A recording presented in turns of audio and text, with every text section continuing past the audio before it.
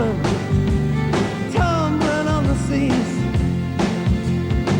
far away from dry land and its bitter memories,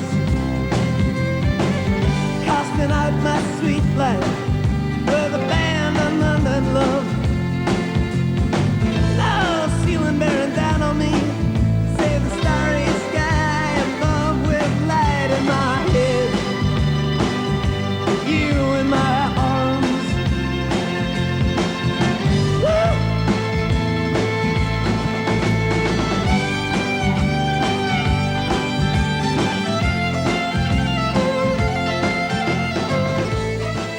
The Forth and Clyde Canal Community Project aims to encourage local people to make use of the canal for a variety of leisure and recreational purposes. And since 1990, they have been providing a range of opportunities for people to become involved in canal events. I became involved about 3 years ago with the canal project as their canoe instructor. They asked us to set up a canoe club in the Maryhill area and to train local people to become instructors, which is now up and running, and we have our own instructors in the area. My involvement with the Forth and Clyde Canal project really came about through my interest in canoeing. I was looking for other people that I could canoe with and a place to canoe. So I heard about the Forth and Clyde Canal project, where they were wanting to clean up the canal and make it a much more interesting place to be for the community, but also introduce canoeing for the local community. So I became involved with it that way, found out about it, went along, found it was really good fun, there was a good crowd, seemed to be quite good for kids as well. Well, I've been involved with the majority of events that have been held through the Canal Development Officer. That's events on the canal for the past 3 years. So I'm just a general dog's body and do anything as is required. Sometimes we've got to dress up as teddy bears, but that's just part and parcel of the fun. And it's a great event, no doubt about it. And hopefully that will continue for a long time to come yet. A lot more local people are now taking an interest in what's happening on the canal. And even over the last 4 or 5 years, we have seen a marked improvement of the environments around the canal because there is a lot more people starting to use it, starting to respect it. It was last year I was a volunteer on the conservation group, and this year I got the chance to run the conservation group. This year so far we've had a very successful clean-up at Maryhill Locks in May. We won the team category award for BT Environment Week, which was £1,000, which has gone into environmental improvements through the canal conservation group, just sprucing up the whole canal, mainly around Maryhill Locks, which is our main focus, because that's an area that we've been working with British Waterways, because they'll be entering it for a national lock competition later in the year. The canal is in need of a lot of attention. It's been neglected for a lot of years, and with my work with my volunteers in the conservation group, there's definitely an improvement in the environment around the canal, and it's good to see, and the locals do appreciate it as well. They come up and say, you know, it's looking better, a lot cleaner. Until the canal project arrived, there was people were ditching rubbish into it, but now they're starting to take a pride in their canal. And what we want is more people to actually use the facilities of the canal as a recreational sort of area, and it's an ideal situation. The Forth and Clyde Canal Community Project is an urban aid funded scheme sponsored by Glasgow City Council and supported by Strathclyde Regional Council, and it's based here in Community Central Halls in Maryhill. I am the Canal Development Officer, and I job share with my colleague, and our main aim is to really make sure that the project develops in a sensible way and gets the best out of the money that we have to spend on the canal. The Forth and Clyde Canal project is important because it provides a service for local people and it shows them how to enjoy their canal. So the main aim of the project is to encourage local people to use the canal for leisure and recreation purposes.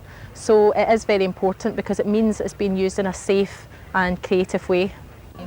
Well, the sort of things that we organise are very wide-ranging.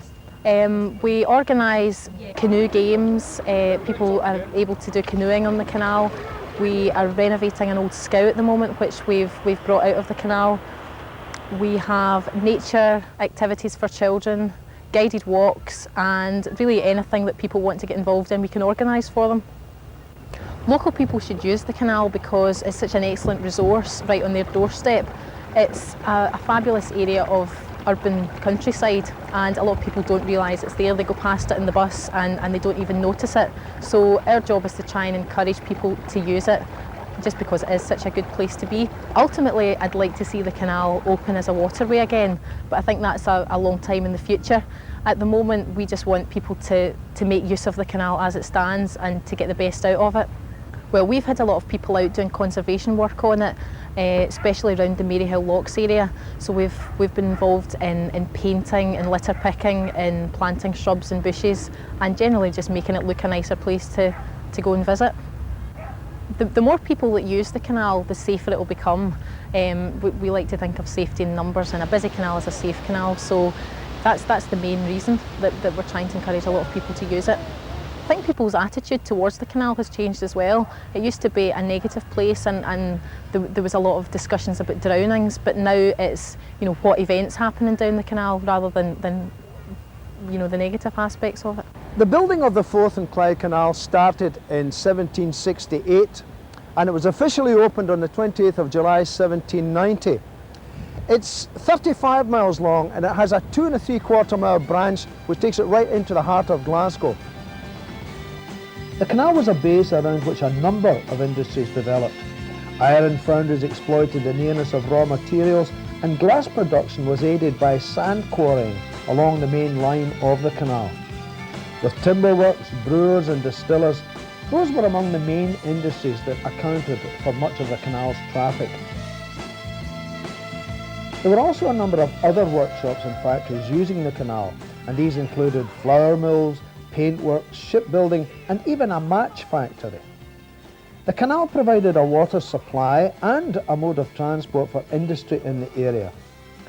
The fact that these advantages were to be found in a city centre location meant that a willing workforce was also in plentiful supply. As well as playing its part in industry in the area, the Forth and Clyde Canal was also used for cruising. The canal company introduced their passenger service at the beginning of the 19th century.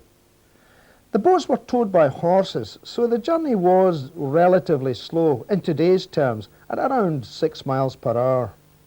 Cruises on the canal were popular up until the beginning of the Second World War on boats such as the Fairy Queen, the May Queen, and the Gypsy Queen.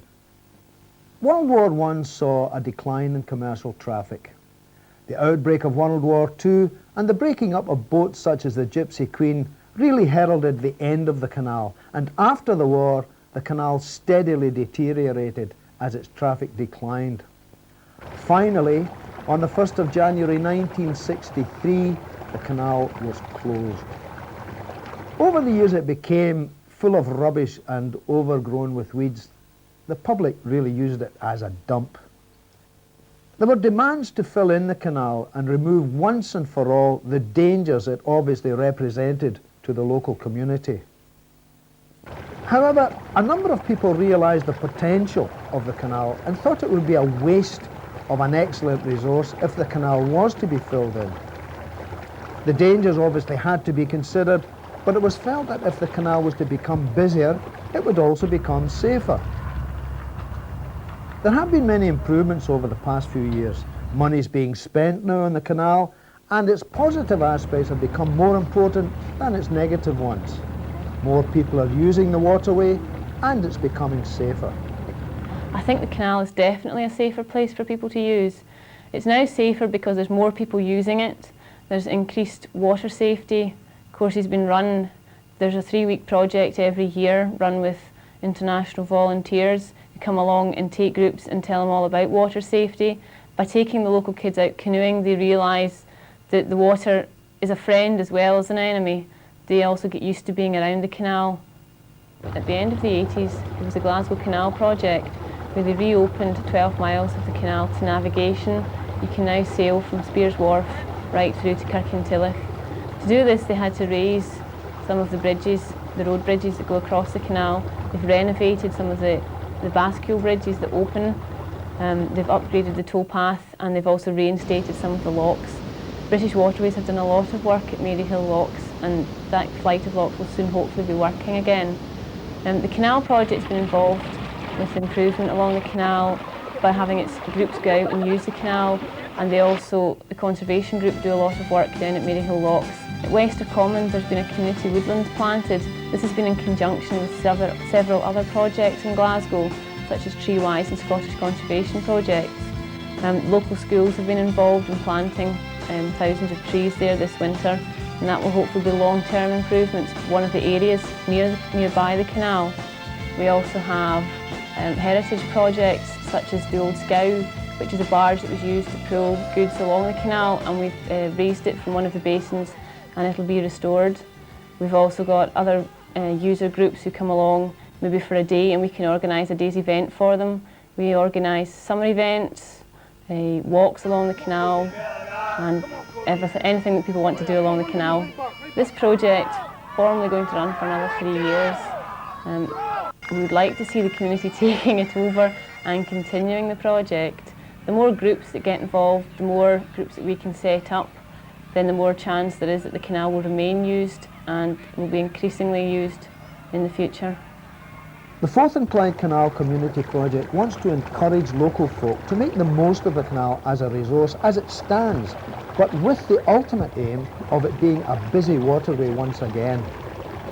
The canal is an excellent area for walking, for jogging, cycling, canoeing and fishing, and it's a splendid venue for a wide range of leisure and educational pursuits. The canal's got a lot to offer local people because it is such an excellent resource, and the events that our project put on, and a number of other groups as well, make it a really good place to visit. Yes, I would recommend local people to use the canal. It's a very important resource right on their own doorstep. It's very accessible. A lot of people don't realise the canal actually is there and how long it is, the engineering feats that are along the canal, and the importance of all the wildlife there. I'd definitely recommend folk to get involved in the canal. It's worthwhile and enjoyable, and as I said, it does make a difference, and the folk do notice, the local people do notice it, and are always, there saying, you're doing a good job. So it's very fulfilling. When the Teddy Bears picnic was mooted, people laughed at it, but it was a tremendous success. So it's things like that. So if anybody has any ideas, come forward and we'll work on it, and we'll let them know whether it can be done or not. And it's as simple as that. So if you would like to find out more about the wide range of opportunities that the Forth and Clyde Canal Community Project has to offer, you can contact us at this address.